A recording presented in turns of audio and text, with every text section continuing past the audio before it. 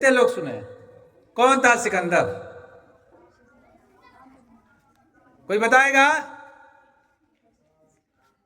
सिकंदर यूनान के मकदूनिया में 356 ईसा पूर्व में जन्मा एक ऐसा महान सम्राट था जिसने अपने जीवन में कोई युद्ध नहीं हारा और जो लगभग आधी दुनिया को जीत चुका था अपने जीवन में।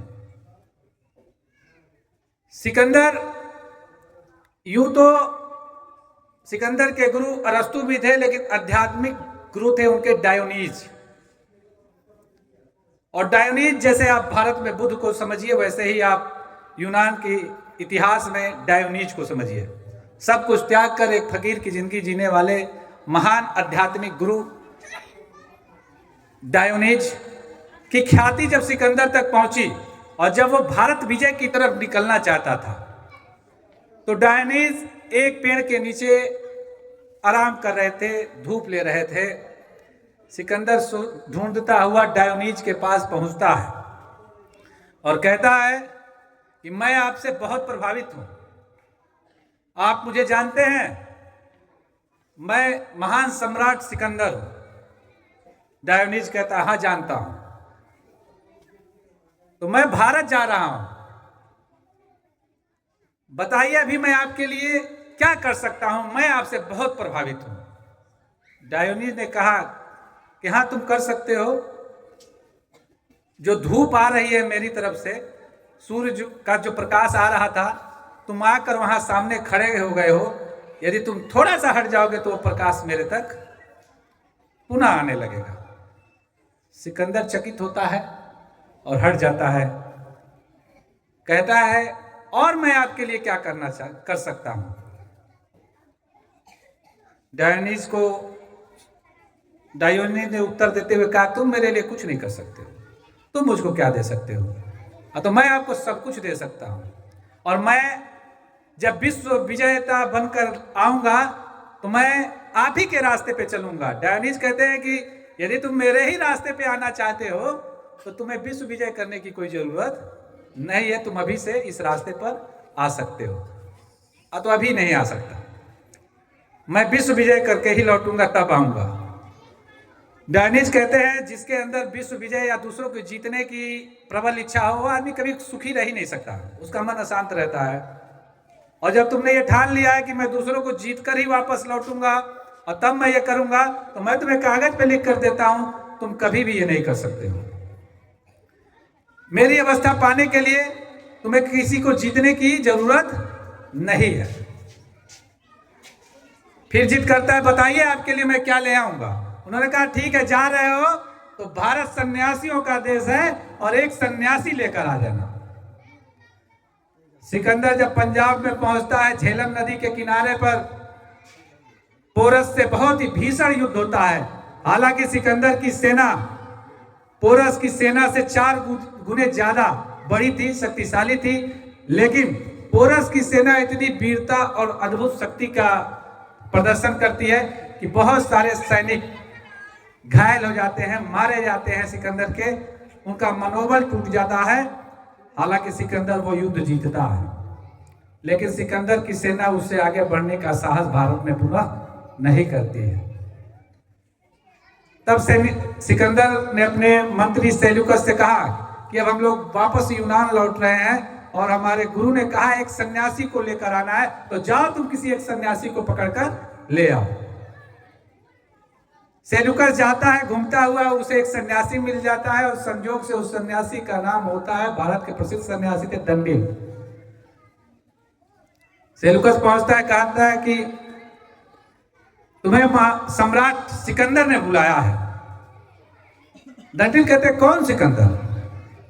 तो तुम सिकंदर को नहीं जानते? बिल्कुल नहीं जानता। तो तलवार पे अपनी हाथ रखता है सेल्यूकस और कहता है कि तुम मेरे सम्राट का अपमान कर रहे हो, जानते हो इसके लिए तुम्हें टुकड़े टुकड़े करने की सजा मिल सकती है।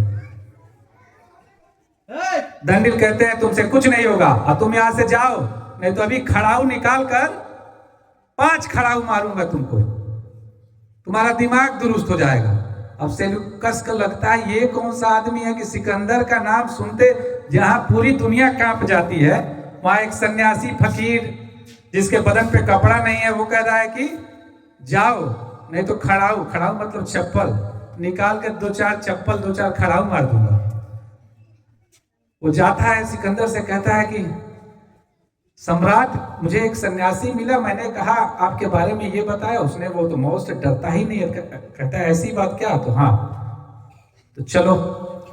जाता है सिकंदर, सन्यासी से कहता है कि तुम्हें पता है मैं कौन हूं?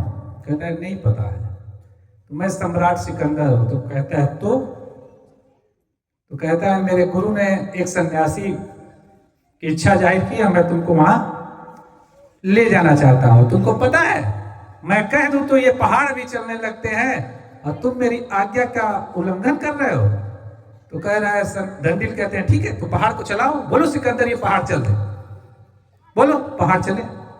अब सिकंदर को लगता है कि मैंने कुछ ज्यादा बोल दिया है। सिकंदर कहता है कि छोड़िए, मैं आपके आगे हाथ जोड़ता हूं, मुझे आपसे कोई बहस नहीं करनी है, बस मैं ये चाहता हूं कि मैं मेरे गुरु ने एक सन्यासी की इच्छा प्रकट की है तो मैं आपको ले जाना चाहता हूं।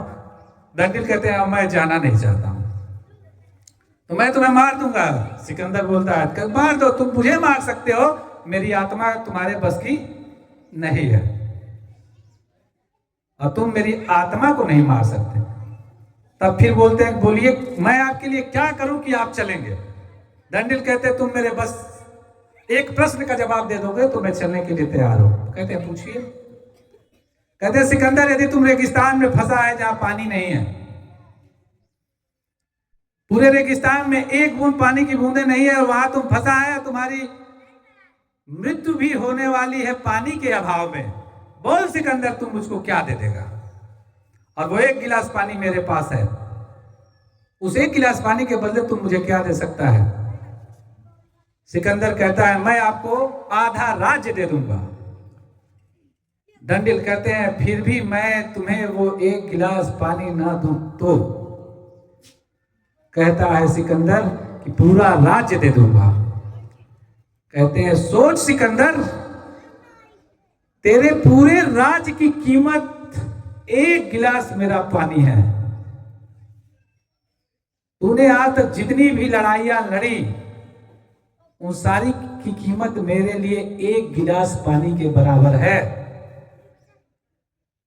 तो तुम्हारा ये किया जा रहा युद्ध किस काम आएगा? क्या इससे तुम्हारे मन को शांति मिलेगी? सिकंदर सोचता है, कहता है हाँ यार, ये तो मैंने पूरा राज्य ही एक गिलास पानी में देने के लिए कह दिया। सच में देखा जाए तो कुछ है नहीं, कर्म ही है और कर्म ही रह जाता है। और पता है वैसा महान विजेता सिकंदर मात्र बुखार से मर गया, केवल बुखार से। ये चीजें हमको यह सिखाती हैं कि कर्म ही सब कुछ है। जैसा कर्म हम करते हैं वैसा ही हम बनते हैं।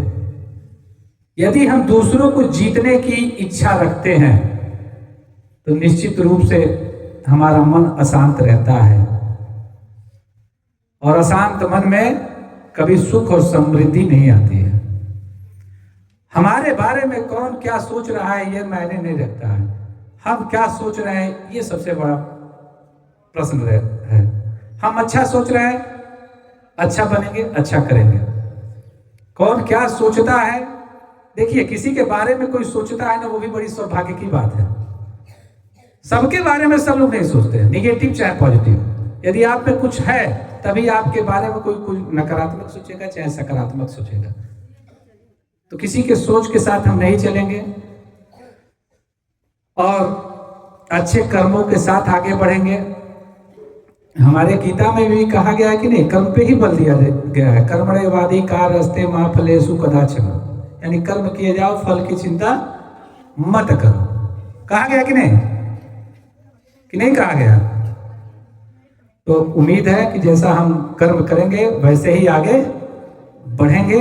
आज के इस कहानी के साथ ही चेतना सत्र को समाप्त किया जाता है। भारत माता की, भारत माता की। बहुत बहुत धन्यवाद।